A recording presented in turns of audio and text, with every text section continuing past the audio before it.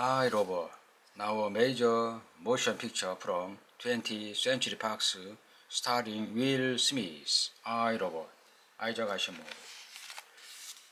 RB30 Paul's photoelectric eye leaped from the book at the muffled sound of a hinge turn, and he was up his feet when Susan Kevin entered. He paused to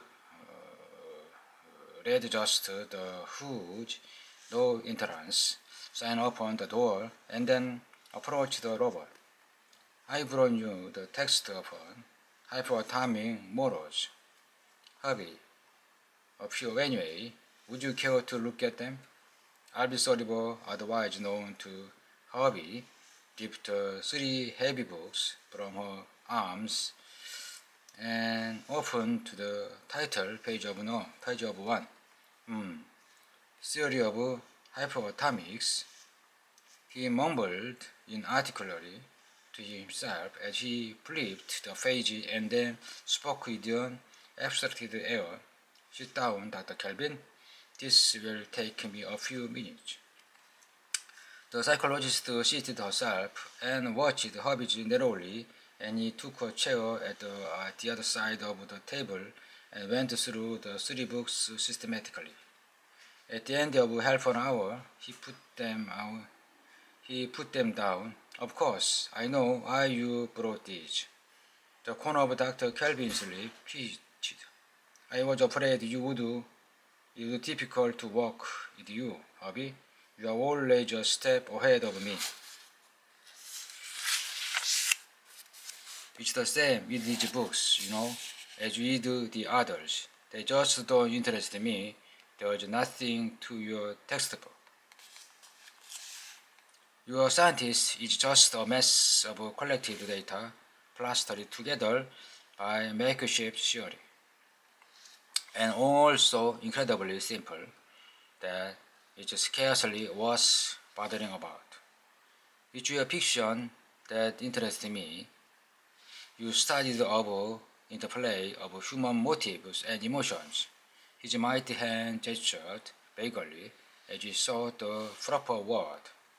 Dr. Kelvin whispered, I think I understand.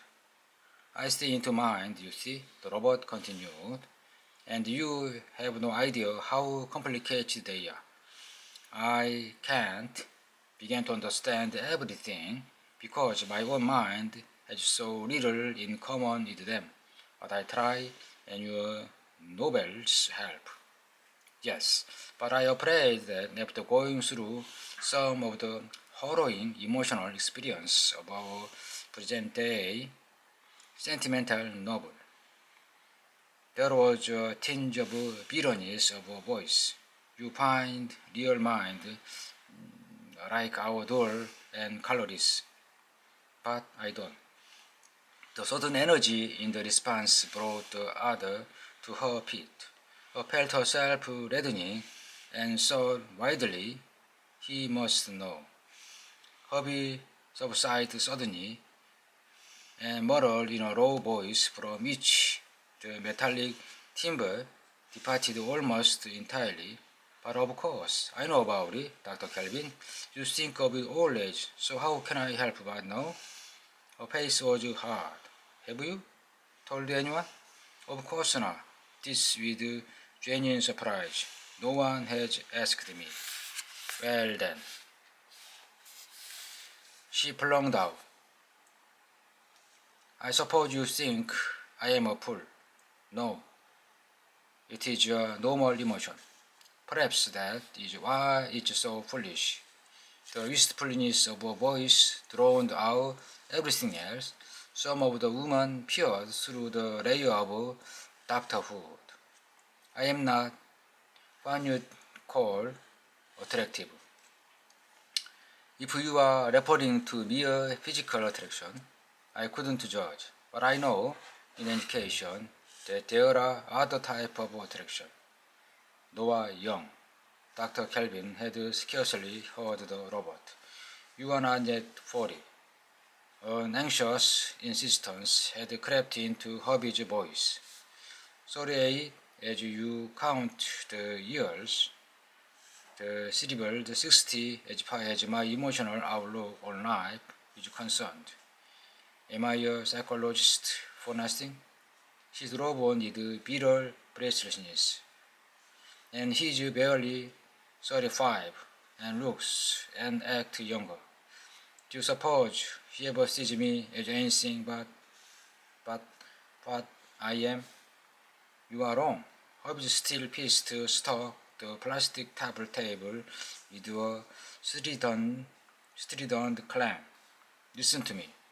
But Susan Calvin whirled on him now, and the haunted pain in her eyes became a blaze. Why should I?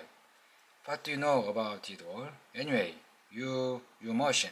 I'm just a specimen to you. An interesting bug. With your peculiar mind spread eagled for inspection. It's a wonderful example of frustration, isn't it? Almost as good as your books. Her voice emerging in dry sobs, choked into silence. The robot cowered at the outburst. He shook his head pleadingly. Won't you listen to me, please? I could help you if you would let me. How? Her lips curled. By giving me good advice? No, not that. It's just that I know what other people think. Milton Ashe, for instance. There was a long silence, and Susan Calvin's eye dropped. I don't want to know what he thinks. She gasped. Keep quiet. I think you would want to know what he thinks. Her head remained bent, but her breath came more quickly. You are talking nonsense, she whispered. Why should I? I am trying to help. Milton Ashe's thought of you, he forged. And then the psychologist raised her head. Well, the robot said quietly, he loves you. For a few minutes, Dr. Kelvin did not speak. She merely stared. Then, you are mistaken. You must be. Why should he? But he does. A thing like that cannot be hidden, not from me. But I am so, she stammered to a halt. He looks deeper than the skin, and admires intellects in others. Milton Ashe is not the type to marry a head of hairs and a pair of eyes. Susan Kelvin found himself blinking rapidly and waited before speaking. Even then her voice trembled, yet he certainly never in any way indicated. Have you ever given him a chance? How could I? I never thought that. Exactly. The psychologist froze in thought and then looked up suddenly. A girl visited him here at the plant half a year ago. She was pretty, I suppose, blonde and slim, and of course could scarcely add 2 and 2. He spent all day popping out his chest trying to explain how a robot was put together. The hardness had returned. Not that she understood. Who was she? Hubby answered without hesitation. I know the person you are referring to. She is his first cousin, and there is no romantic interest there, I assure you. Susan Calvin rose to her feet with a vivacity almost girlish. Now, isn't that strange? That's exactly what I used to pretend to myself sometimes, though I never really saw so. Then it all must be true. She ran to hubby and seized his cold, heavy hand in both hers. Thank you, hubby. Her voice was an urgent, husky whisper. Don't tell anyone about this. Let it be our secret. And thank you again. Is that?